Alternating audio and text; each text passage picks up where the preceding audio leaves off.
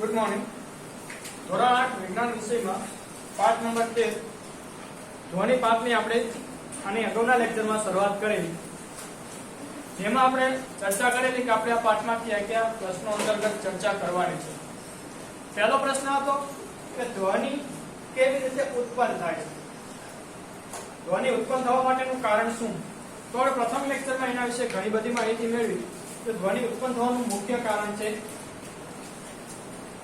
કંપન। કંપન થાય કોઈ પણ વસ્તુમાં એમાં શું ઉત્પન્ન થાય છે? ધ્વનિ એટલે કે અવાજ ઉત્પન્ન થાય છે। કોઈ પણ વસ્તુ જ્યારે કંપન કરે છે ત્યારે જ એમાં ધ્વનિ ઉત્પન્ન થાય છે, બાકી એમાં ધ્વનિ ઉત્પન્ન થતો નથી। એ વસ્તુ કોઈ પણ હોઈ શકે।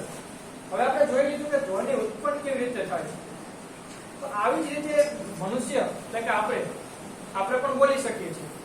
તો મનુષ્યના શરીરમાં એવી કેવી રચના આવેલી છે કે જેના વડે આપણે ધ્વનિ એટલે કે બોલી શકીએ છીએ, આપણે ધ્વનિ ઉત્પન્ન કરી શકીએ છીએ। તો આજે આપણે મનુષ્યના શરીરમાં ધ્વનિ કેવી રીતે ઉત્પન્ન થાય એટલે કે આપણે કેવી રીતે બોલી શકીએ એ પ્રશ્નનો જવાબ મેળવવાનો પ્રયત્ન કરીશું કે આપણા શરીરની કેવી રચના છે કે જેના દ્વારા ધ્વનિ ઉત્પન્ન થાય છે। એની માટે મનુષ્ય દ્વારા ઉત્પન્ન થતો ધ્વનિ એ ટોપિક ઉપર આપણે ચર્ચા કરવાની છે।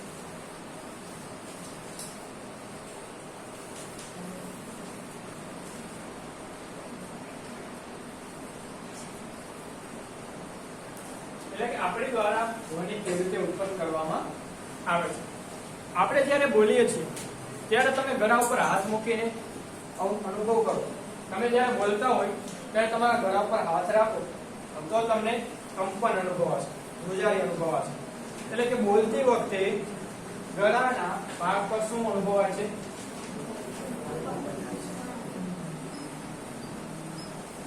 ગળાના આગળના ભાગમાં ધ્રુજારી અનુભવાય છે, એને કહી શકાય આપણે કંપન અનુભવાય છે। આ કંપન કઈ જગ્યાએ અનુભવાય છે? તો ગળાની આગળના ભાગમાં ટેકરા જેવો વિસ્તાર રહેલો છે, એ ટેકરા જેવા વિસ્તારમાં આપણને કંપન અનુભવાય છે। આ જે ગળાની આગળના ભાગમાં ટેકરા જેવો વિસ્તાર આવેલો છે, ઉપસેલો વિસ્તાર છે, એને શું કહેવાય? સ્વર પેટી તરીકે ઓળખવામાં આવે છે।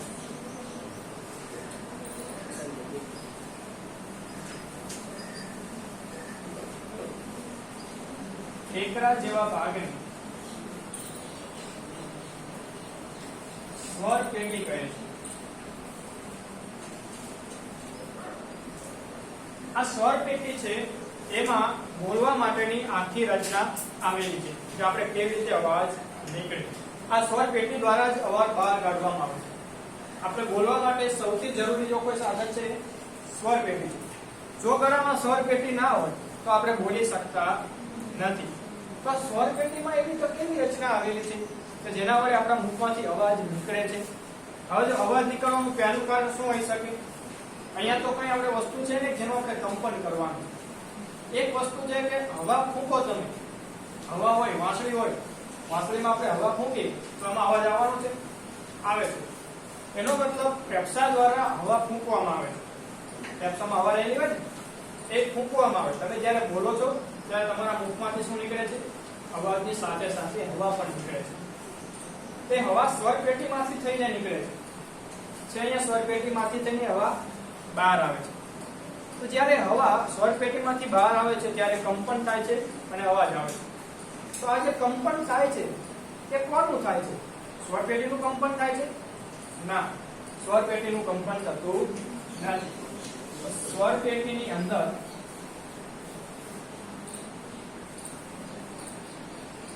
બે પાતળા સ્વર તંતુઓ આવેલા છે।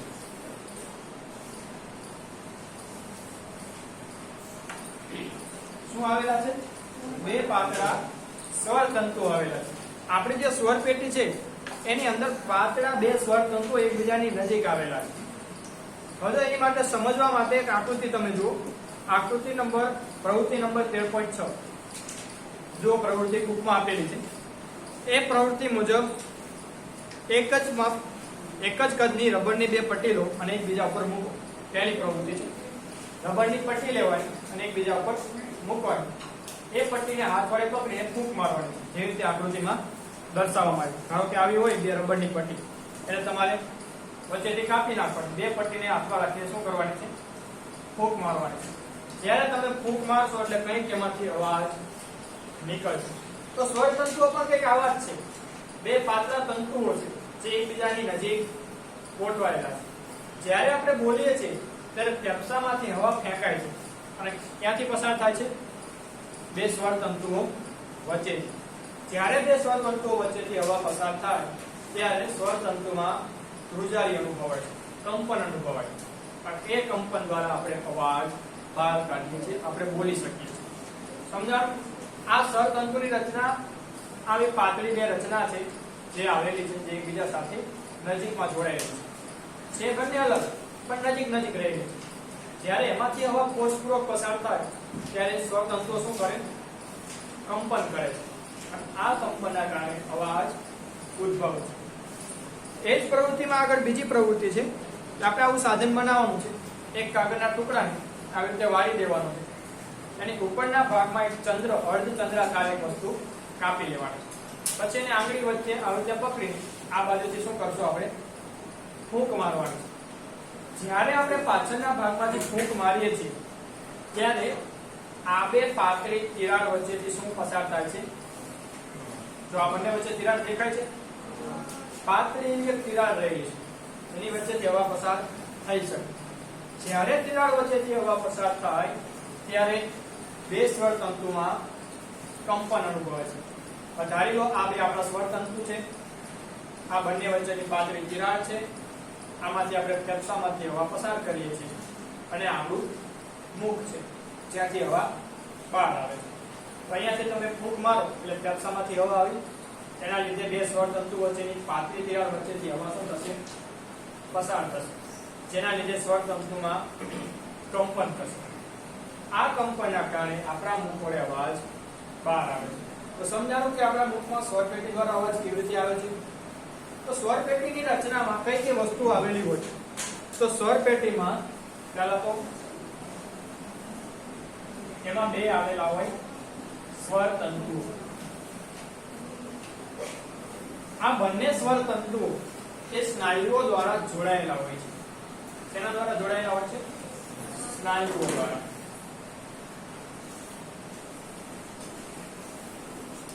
સ્નાયુઓ દ્વારા જોડાયેલા હોય એટલે ક્યારેક સ્વર તંતુઓ એકદમ નજીક હોય અને ક્યારેક સ્વર તંતુઓ થોડા દૂર હોય. સ્વર તંતુઓ વચ્ચેની જગ્યા એ આપણા અવાજની ગુણવત્તા નક્કી કરે કે આપણે બોલેલો અવાજ નબળો હશે એટલે ધીમો હશે કે મોટો હશે, મોટો હશે કે તીણો હશે, એ બધું નક્કી કોણ કરે? સ્વર તંતુઓની લંબાઈ અને તે બે વચ્ચેની જગ્યા. મનુષ્યમાં પુરુષ, સ્ત્રી અને નાના બાળક દરેકમાં સ્વર તંતુઓની લંબાઈ અલગ અલગ હોય છે. માનવ શરીરમાં પુરુષમાં આ શેની વાત કરી રહ્યા છીએ આપણે? સ્વર તંતુની લંબાઈ.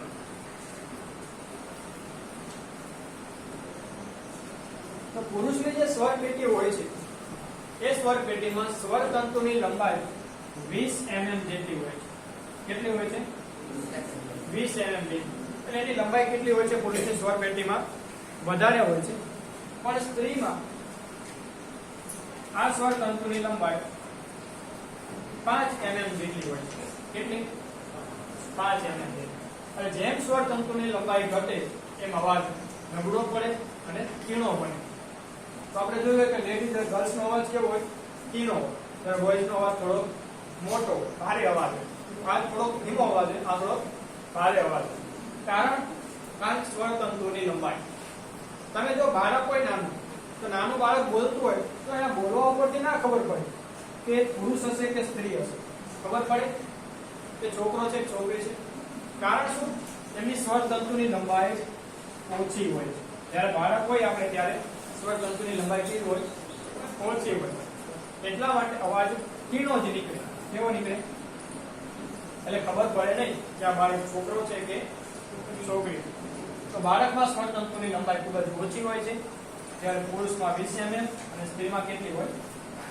5 mm. તો આ સ્વર તંતુની લંબાઈ પરથી અવાજની ગુણવત્તા નક્કી થાય છે. આ ઉપરાંત ખાલી સ્વર તંતુની લંબાઈ ઇફેક્ટ કરે એવું નથી. સ્વર તંતુ વચ્ચે કેટલી જગ્યા રહેલી છે એ પણ નક્કી કરે કે તમારો અવાજ કેવો હશે. અમુકના સ્વર તંતુ વચ્ચે થોડી વધારે જગ્યા હોય તો અવાજ ઘેરો બને, મોટો પહાડી અવાજ હોય ને એવું લાગે, પડછંદ અવાજ. પણ અમુકના સ્વર તંતુની લંબાઈ બે વચ્ચેની જગ્યા કેવી હોય, એકદમ સાંકડી હોય. સાંકડી જગ્યા હોય તો અવાજ કેવો નીકળે, તીણો નીકળે. તમે જોયું હોય આ પ્રવૃત્તિ તમે ઘરે જઈને કરજો, અત્યારે કોઈ અવાજ કરવાનો નથી, તો તમે આ પ્રવૃત્તિ જ્યારે કરશો તો જેમ તમે આની વચ્ચે જગ્યા વધારે રાખશો એમ અવાજની ગુણવત્તામાં ફેરફાર થશે. આની વચ્ચે જગ્યા વધારે રાખશો તો અવાજની ગુણવત્તામાં શું થશે, ફેરફાર થશે. એકદમ નજીક રાખીને ફૂંક મારો તો અવાજ પાતળો નીકળે, અને થોડું વધારે જગ્યા રાખીને ફૂંક મારો તો અવાજ થોડો ઘેરો નીકળે. અલગ અલગ અવાજ નીકળશે, તમે ટ્રાય કરી શકો છો. તો અવાજ કેવી રીતે આવે છે એ જોઈએ. અંડરલાઈન કરી લેજો, બુકમાં આપેલું છે પુરુષના સ્વર તંતુની લંબાઈ 20 mm. બાજુને જે પીળું કોષ્ટક છે પેજ નંબર 161 ઉપર, ઉપરની બાજુમાં.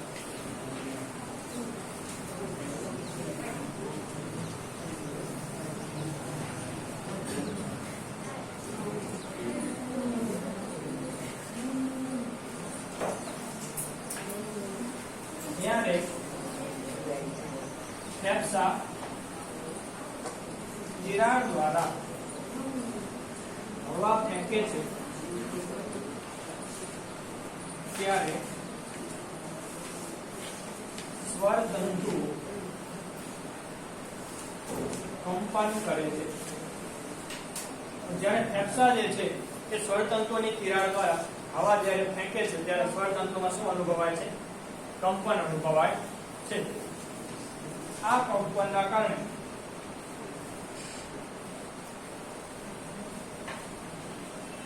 અવાજ ઉદ્ભવે છે, એટલે કે ધ્વનિ ઉત્પન્ન થાય છે. તો ટૂંકમાં સ્વર તંતુનું કંપન જે છે એ આપણા અવાજ માટે જવાબદાર છે. જો સ્વર તંતુ તૂટી જાય, તેનું કંપન ન થાય તો આપણા શરીરમાંથી અવાજ આવતો નથી. અત્યારે એક આધુનિક સાધન છે વાઇબ્રેટર. વાઇબ્રેટર આવે, આવું નાની ટોર્ચ લાઇટ જેવું આવે, કોઈએ જોયું હોય.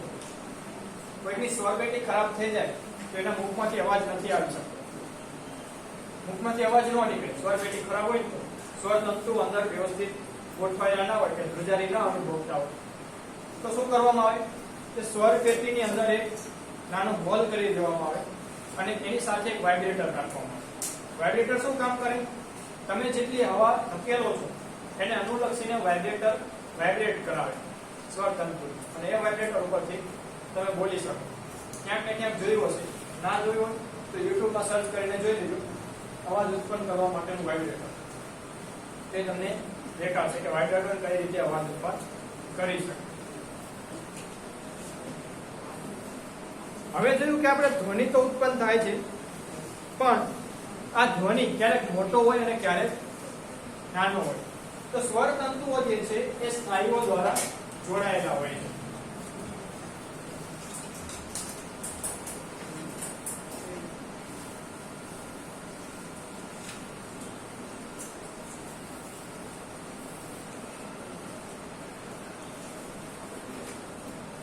આ સ્નાયુઓ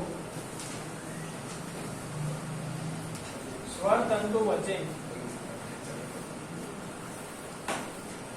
જગ્યા વધારવા ઘટાડવામાં મદદ કરે છે.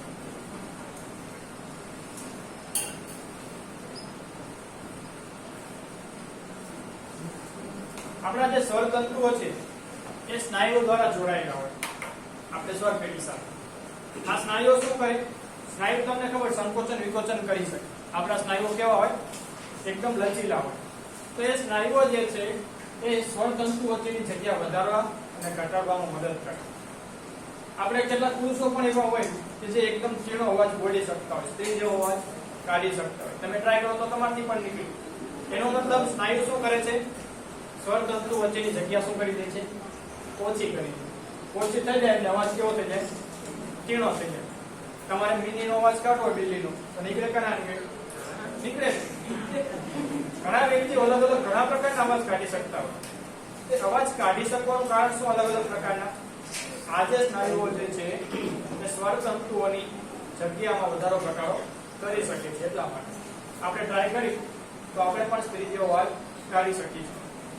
તેમજ દેવો ટ્રાય કરે તો એ પણ થોડો મોટો અવાજ કાઢી શકે. એનો મતલબ સ્વર તંતુ વચ્ચેની જગ્યા વધી ઘટી શકે છે. અને એમાં મદદ કોણ કરે છે?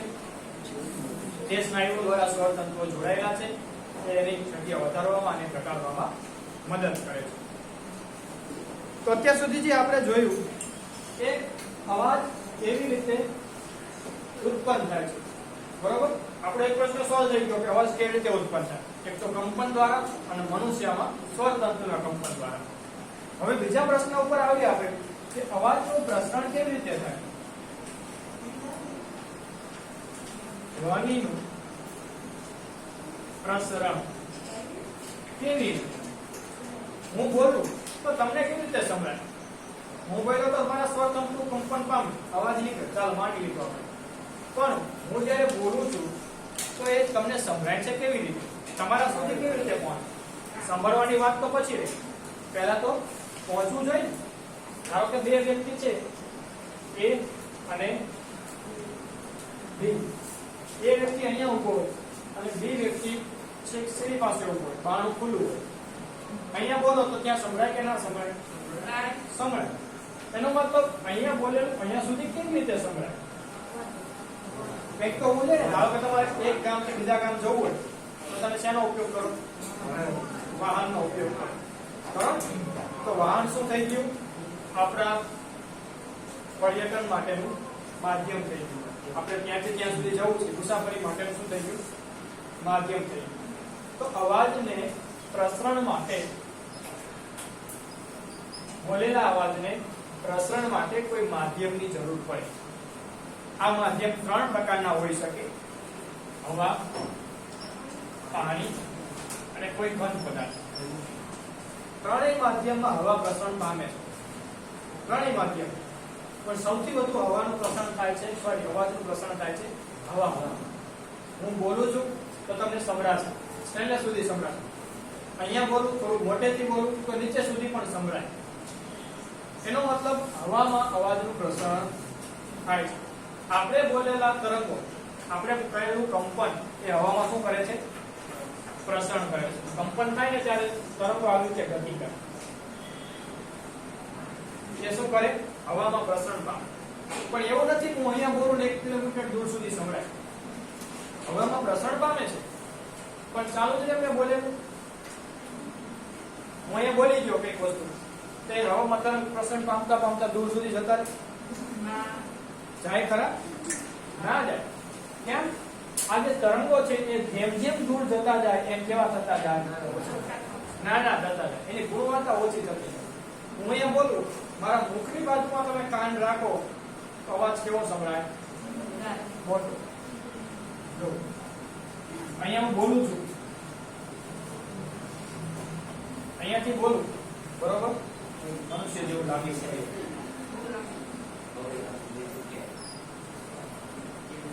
અહીંયાથી બોલવામાં આવે મારા દ્વારા ધ્વનિ તો શું નીકળે?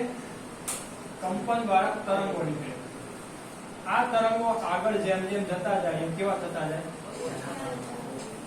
આગળ વધશે છે. એટલે અમુક જગ્યા એવી હશે કે ત્યાં જઈને પછી આપણો અવાજ આગળ સંભળાતો, અમુક લિમિટ હોય ને ત્યાં સુધી જ સંભળાય. મોટો ક્લાસ જેમ વધારે હોય છેલ્લી નીચે અવાજની ગુણવત્તા ઓછી થાય. હું અહીંયા જેટલો દેખાડો કરતો હોય એટલો ત્યાં સંભળાતો હોય. પહેલી બેન્ચ વાળાને મારો જેટલો અવાજ સંભળાય એટલો છેલ્લી બેન્ચ વાળા ના સંભળાય. સમજાય છે? તરંગો કેવા થતા જાય? ઓછા થતા જાય. તમે તળાવની વચમાં, તળાવ હોય એની વચમાં જઈને પથ્થર નાખો, આગળથી ગા કરો અને એકદમ વચ્ચે પથ્થર નાખો, તેમાં તરંગો ઉઠો ને, આવા ગોળ તરંગો થાય. ગયા હશે તમે. એ ગોળ તરંગો છે કાંટા સુધી આવી જાય? ન આવે. અમુક જગ્યા સુધી આવે પછી ત્યાંથી અટકી જાય. કેમ? પછી એની ગુણવત્તા ધીમી થઈ જાય. તો જેમ જેમ આપણો અવાજ દૂર જાય છે તેમ અવાજની ગુણવત્તા શું થતી જાય છે? ઘટતી જાય છે. મારા કાન પાસે આવીને સાંભળો, હું બોલું છું મુખ પાસે આવીને સાંભળો અને તમે દૂર જઈને સાંભળો, બેની ગુણવત્તામાં ઘણો બધો ફેર હોય. પણ મેં બોલેલું તમને કેમ સંભળાય? મેં અહીંયા બોલું, હું બોલું, અહીંયા તમને એક ડબ્બામાં પેક કરીને આપી દઉં, ત્યાં તમને સંભળાય છે? ના. હું બોલું ડાયરેક્ટ તમને સંભળાય છે? એનો મતલબ કે હવામાં આપણા અવાજનું શું થઈ રહ્યું છે? પ્રસરણ થઈ રહ્યું. આપણો અવાજ હવામાં પ્રસરણ પામે છે. તો હવામાં પ્રસરણ આપણો અવાજ પામી શકે છે. એ રીતે પાણીમાં પણ પ્રસરણ થાય. આપણી રૂપમાં પ્રવૃત્તિ આપેલી છે કે કોઈ પાણીનું એક બીકર ભરો, એ બીકરમાં એક ઘંટડી રાખો અને બીકરની અંદર ઘંટડી વગાડો અને બહાર તમે તમારો કાન રાખો. અહીંયા પાણીની અંદર નથી જવા દેવાનું અને સાંભળવાની ટ્રાય કરો. તમને અવાજ સંભળાશે કે નહીં સંભળાય? અવાજ સંભળાય છે. સંભળાય. કારણ કે પાણીમાં પણ ધ્વનિનું પ્રસરણ થાય છે, પણ કેવો સંભળાય? ઓછો સંભળાય. એનો મતલબ પાણીમાં હવા કરતા પ્રસરણ કેવું થાય છે? ઓછું થાય છે. બરોબર? ઘનમાં પણ થાય, પણ એ પછી સમજીશું આપણે. પહેલા હવા જે છે એની વિશે સમજી લે કે હવામાં પ્રસરણ કેવી રીતે થાય. હવામાં નાના નાના કણો રહેલા હોય, અલગ અલગ વાયુના. જ્યારે આપણે બોલીએ ત્યારે એ કણો પણ શું થાય? ધ્રુજારી અનુભવે. એ ધ્રુજારી આગળ આગળ આગળ આગળ જતી જાય. એક બીજાને ધક્કો દે, બીજો ત્રીજાને ધક્કો દે, એમ ધ્રુજારી આગળ જતી જાય. ક્યાં સુધી જાય? જ્યાં સુધી બળ પૂરું ના થઈ જાય ત્યાં સુધી. જેવું બળ પૂરું થઈ જાય એમ જેવીની ક્ષમતા પૂરી થઈ જાય અવાજ બંધ થઈ જાય. પછી આગળ સુધી ચાલે જ રાખે એવું હોય નહીં. હવા હોય તો સાંભળી શકીએ. જો કોઈ વસ્તુમાંથી બધી જ હવા કાઢી લો તો આપણે સાંભળી શકીએ. એની માટે એક પ્રવૃત્તિ આપેલી છે. એક ખાલી કાચનો ગ્લાસ લો, ખાલી પાણી વાળો નથી લેવાનો. એમાં નાનો જે સેલફોન હોય એ મૂકી દો અને એમાં રીંગ વગાડો. તમને સંભળાય છે? હા, સંભળાશે. મોટો અવાજ સંભળાશે. પછી એ કાચના ગ્લાસને આમ બે હાથ વડે ઉપરથી પકડી લો અને એ બે હાથ વચ્ચે શું રાખી દો? તમારું મોઢું ચુસ્ત રીતે રાખી દો. તમારા ગાલ ને બધું થઈ આખો ગ્લાસ પેક થઈ જાય, આજુબાજુની હવા ન અંદર આવી શકે એવી રીતે ચુસ્ત રીતે રાખી દો. અને પછી શું કરો? પાછી ફૂંકો. હવાને તમારા મુખની અંદર લઈ લો, જેટલી લઈ શકે. એટલે શું થશે? આ કાચના ગ્લાસમાં જે આપણે ટેલિફોન મૂકેલો છે એમાં જેટલી હવા હતી આપણે શું કરી લીધી? આપણા મુખમાં લઈ લીધી, અંદર ગ્રહણ કરી લીધી. અને આની અંદર હવા શું થઈ ગઈ? ઘટી ગઈ. સાવ ઓછી તો નથી થઈ ગઈ, સાવ ઝીરો થતી નથી, ઘટી ગઈ. જેવી હવા ઘટશે એટલે અવાજની જે રિંગટોન હતી એનો અવાજ હતો એ કેવો થઈ જશે? ઓછો થઈ જશે. જો તમે પૂરેપૂરી હવા તમે લઈ શકતા હોય ગ્લાસની તો અવાજ કેવો થઈ જાય? સાવ બંધ થઈ જાય, અવાજ સંભળાય નહીં. એનો મતલબ જ્યાં હવા નથી ત્યાં અવાજ સંભળાતો નથી. અને જ્યાં હવા ન હોય એવો ભાગ જેને કહેવાય શૂન્યાવકાશ. શું કહેવાય? શૂન્યાવકાશ. જ્યાં હવા નથી તેવો ભાગ એટલે કહેવાય શૂન્યાવકાશમાં કોઈ હવા જ નથી. એ હવામાં હવા ન હોય તો અવાજનું પ્રસરણ થાય નહીં, એટલે કોઈ સાંભળી શકે નહીં, કોઈ બોલી શકે નહીં. બોલે તો અવાજ જાય, તમે બોલે રાખો એ અવાજ તમારા કાન સુધી પણ ન પહોંચે. તમે બોલેલું તમને પણ સંભળાવવું પડે તો ખબર પડે આપણે શું બોલ્યા. સમજણ પડે છે? હું અત્યારે બોલું છું ને તો મારું બોલેલું મને પણ સંભળાતું હોય. તમને સંભળે તો મને સંભળાય કે મારો કાન નજીક છે, એટલા માટે તમને તમારો અવાજ મોટો લાગે, પણ હકીકતમાં પાછળ જતો જાય કેવો થતો જાય? ધીમો થતો જાય.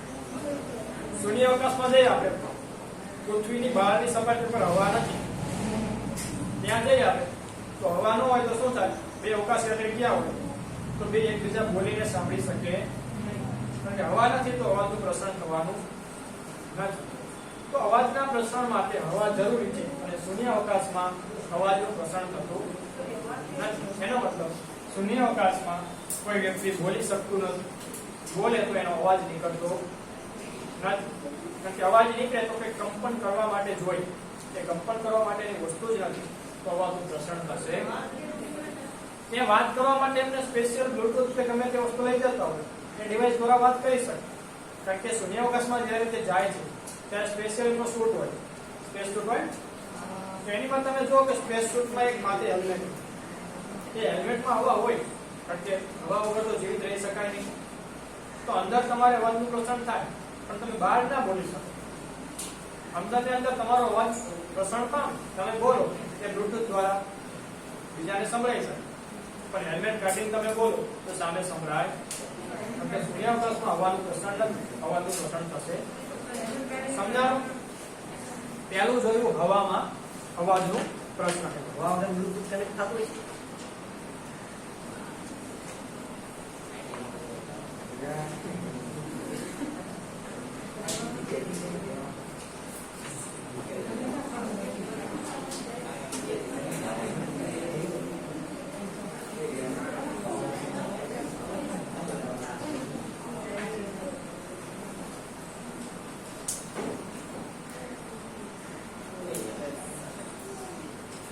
હવે જો એ હવા દ્વારા ધ્વનિનું પ્રસરણ જે પ્રવૃત્તિ આપેલી છે વિગતવાર જોઈએ.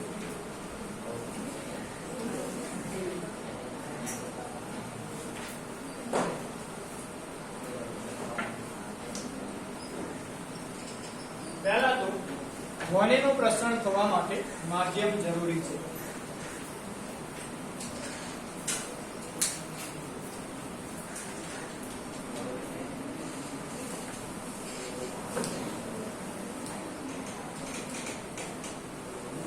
આવા માધ્યમ ત્રણ પ્રકારના હોઈ શકે. બીજું જોઈએ આપણે માધ્યમના પ્રકાર.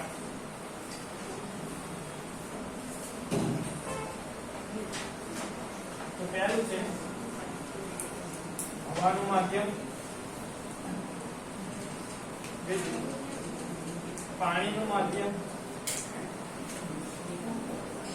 અને ત્રીજું ઘન માધ્યમ.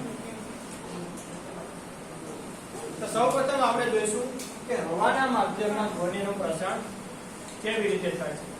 એની માટે આપણી બુકમાં પ્રવૃત્તિ 13.7 આપેલી છે, પણ એ પહેલા જોઈએ કે હું બોલું છું તમને સંભળાય છે, એનો મતલબ અવાજ જે છે એની દ્વારા ધ્વનિનું પ્રસરણ થાય છે. 13.7 માં જે આપણે વાત કરી કે સેલફોન ને પાણીના ગ્લાસમાં મૂકવું, ગ્લાસ ખાલી રાખવાનો છે અને એમાંથી શક્ય હોય એટલી હવા પાછી ખેંચી લે, એટલે સેલફોનની રિંગટોન કેવી થઈ જશે? ધીમી સંભળાશે. એનો મતલબ જ્યાં હવા નથી તેને શૂન્યાવકાશ કહે છે.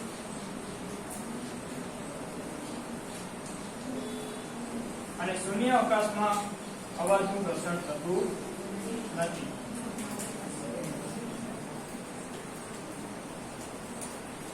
અવાજ એટલે ધ્વનિ.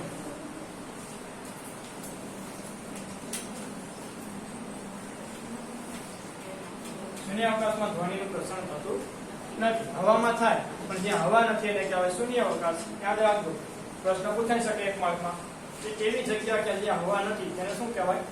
શૂન્યાવકાશ કહેવાય. શૂન્યાવકાશમાં અવાજનું પ્રસરણ થશે નહીં.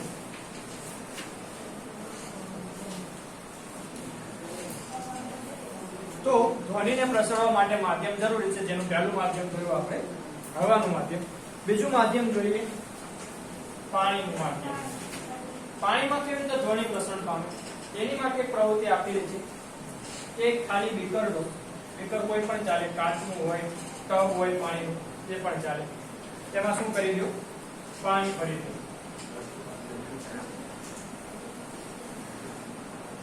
હવે કોઈ ઘંટડીને તમારે પાણીની અંદર જઈને વગાડવાની છે. આ ઘંટડીને શું કરશું? આપણે પાણીની અંદર જઈને વગાડીશું અને પછી તમારો કાન એ પાણીની સપાટીની નજીક લાવો. એટલો બધો નજીક નથી લાવવાનો કે પાણીની સપાટી અડી જાય. કાન પાણીને સ્પર્શ કરવો જોઈએ. પછી તમારા હાથ વડે આ ઘંટડીને શું કરો? હલાવો અંદર. એટલે શું થશે? અંદર અવાજ ઉત્પન્ન થશે. અને પછી કાન વડે સાંભળવાનો પ્રયત્ન કરો.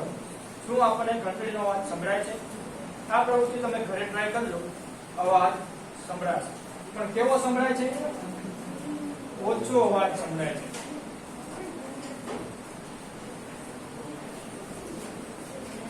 સંભળાય છે એનો મતલબ ધ્વનિ જે છે એ પાણીમાં પણ પ્રસરણ કરી શકે છે. તમે વિચારો કે ડોલ્ફિન ને વેલ માછલી જે છે એ પાણીની અંદર કેવી રીતે આદાન પ્રદાન કરતા હોય, પાણીની અંદર કેવી રીતે એકબીજાને સાંભળી શકે.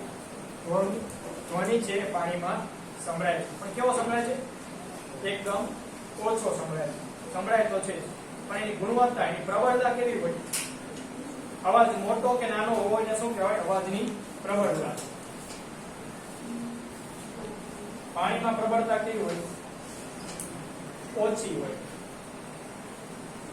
પાણીમાં અવાજની પ્રબળતા કેવી હોય? ઓછી હોય. હવામાં અવાજની પ્રબળતા વધારે હોય. તો આ પ્રવૃત્તિઓ આપણને ખબર પડી કે હવામાં પણ અવાજનું પ્રસરણ, ધ્વનિનું પ્રસરણ થઈ શકે છે. હવે ત્રીજી વસ્તુ જોઈએ કે કોઈ ઘન પદાર્થમાં ધ્વનિનું પ્રસરણ કેવી રીતે થાય? હવાનું જોયું, પાણીનું જોયું, પણ કોઈ ઘન પદાર્થ છે એમાં ધ્વનિનું પ્રસરણ કેવી રીતે થાય? એની માટે એક સાવ સરળ પ્રવૃત્તિ છે. તમે બેઠા છો એ બેન્ચ પર એક જગ્યાએ કાનને ટેકો. તમે બેઠા છો એની જગ્યાએ કાનને ટેકો અને સામેવાળો વ્યક્તિ બીજા ખૂણે જો ધ્વનિ બેન્ચ ઉપર ટકોરા મારે તો એનો અવાજ તમને કાનમાં સંભળાય છે? સંભળાય છે. ક્યાંથી સંભળાય છે? બેન્ચમાં આવતી ધ્રુજારીને કારણે. એનો મતલબ ધ્વનિ ઘન પદાર્થમાં પણ પ્રસરણ પામે છે. તમે કોઈ દિવાલને કાને રાખો, દિવાલ હોય, દિવાલને કાને ટેકો અને સામેના ખૂણે કોઈને દિવાલ ઉપર ટકોરા મારવાનું હોય, એનો અવાજ પણ તમને કાને પડશે. એનો મતલબ ધ્વનિ જે છે એ દિવાલ દ્વારા, ઘન પદાર્થ દ્વારા પણ પ્રસરણ પામે છે. આવી તો ઘણી બધી પ્રવૃત્તિ તમે ઘન પદાર્થમાં કરી શકો. તમે કદાચ જમીન ઉપર કાનને ટેકો તો આજુબાજુના ઘણા અવાજો તમને સંભળાશે. વાહન નીકળવાનો અવાજ, કોઈ ચાલતું હોય એનો અવાજ, બહાર કોઈ ચાલી રહ્યું છે એ તમારે જાણવું હોય તો જમીન પર તમારા કાનને ટેકો તો તમને ખબર પડે કે બહારનો અવાજ. તો પ્રસરણ ક્યાંથી થાય છે? ઘન માધ્યમ દ્વારા. દિવાલ, બેન્ચ, આ બધું શું છે? ઘન છે. તો ઘનમાં પણ ધ્વનિનું પ્રસરણ થાય છે, પણ એની પણ પ્રબળતા કેવી હોય છે? આમાં પ્રબળતા ઓછી અને આમાં પણ પ્રબળતા ઓછી હોય છે. સૌથી વધારે પ્રબળતા હોય હવામાં. સૌથી વધારે પ્રબળતા ધ્વનિ શેમાં હોય? હવા. બાકી ઘન માધ્યમ અને પાણીના માધ્યમમાં પ્રબળતા ઓછી હોય. પ્રસરણ તો થાય છે પણ પ્રબળતા કેવી હોય છે? ઓછી હોય છે. તો આ દ્વારા આપણે જોયું કે ઘન, પ્રવાહી અને વાયુ માધ્યમમાં અવાજનું પ્રસરણ થાય છે. હજી એક પ્રવૃત્તિ કરી તો તમે જાતે ટેલિફોન બનાવ્યો છે, ચાના 2 કપનો ઉપયોગ કરી. કોઈ પણ કપનો ઉપયોગ કરો એની વચ્ચે દોરી બાંધી દો. બંને છેડાને એકદમ તણસ તાણીને પકડી રાખો. દોરી એકદમ સીધી રહેવી જોઈએ. પાતળી દોરીનો ઉપયોગ કરો. આ બાજુથી બોલવાનું છે અને બીજી બાજુ બીજા વિદ્યાર્થીનો કાન રાખો તો એમાં એને અવાજ સંભળાશે. આ અવાજનું પ્રસરણ ક્યાંથી થાય છે? આ જે દોરી છે એની દ્વારા. આ દોરી કયો પદાર્થ કહેવાય? ઘન પદાર્થ. આમાં પણ ઘન માધ્યમ દ્વારા અવાજનું પ્રસરણ થાય છે એમ કહી શકાય. સમજાવું? આમ ત્રણ માધ્યમ દ્વારા અવાજનું પ્રસરણ થાય છે. જેના દ્વારા અવાજનું પ્રસરણ થતું હોય એને કહેવાય માધ્યમ. શું કહેવાય? ભલે પ્રબળતા અલગ અલગ છે, અમુકમાં વધારે છે, અમુકમાં ઓછી છે, પણ અવાજના પ્રસરણ માટે માધ્યમ જરૂરી છે. જો માધ્યમ ન હોય તો અવાજનું પ્રસરણ થતું. તો બીજા પ્રશ્નનો પણ આપણને જવાબ મળી ગયો કે અવાજનું પ્રસરણ કેવી રીતે થાય છે. 2 પ્રશ્નોનો જવાબ મેળવ્યો આપણે આ પાઠમાં. કેવી રીતે ઉત્પન્ન થાય ધ્વનિ અને ધ્વનિનું પ્રસરણ કેવી રીતે થાય. હવે આના પછીના લેક્ચરમાં આપણે ધ્વનિ કેવી રીતે સાંભળી શકીએ એના વિશે ચર્ચા કરીશું.